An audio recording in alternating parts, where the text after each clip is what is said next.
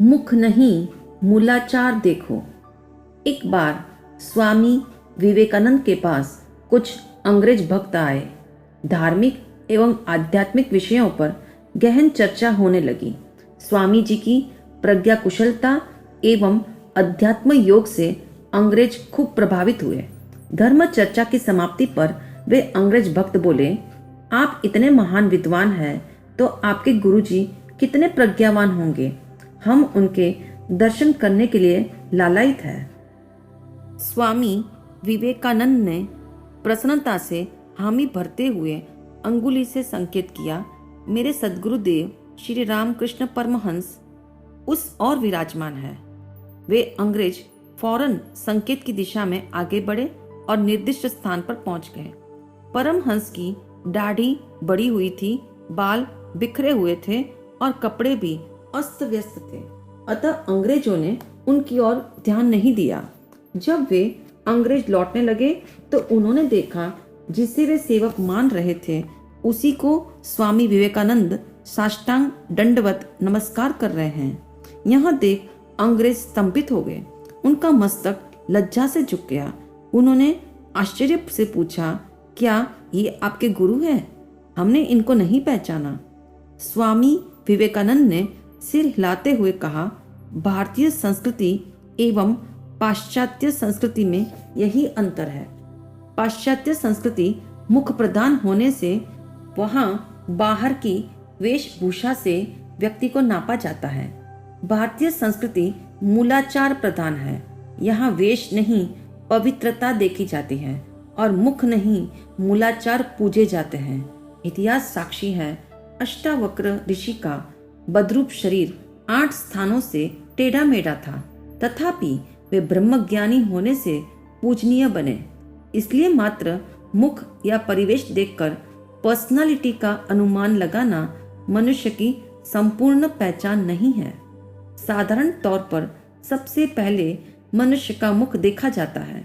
सुंदर मुखाकृति से मन प्रभावित हो जाता है और कुरूप चेहरे से दूर भागता है। हकीकत में मुखाकृति का आधार पिछले जन्मों के शुभ अशुभ कर्म है।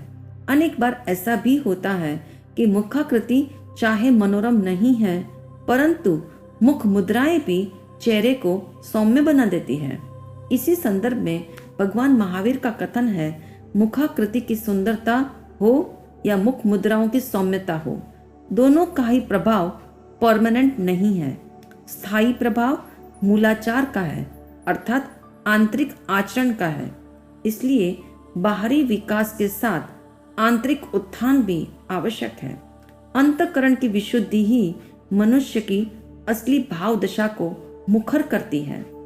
अधिकांश लोग व्यवहार से प्रभावित होकर उनके व्यक्तित्व के बारे में अनेक अभिप्राय बना लेते हैं, किंतु परिस्थिति एवं समय के साथ उनके वे आशय बदल जाते हैं।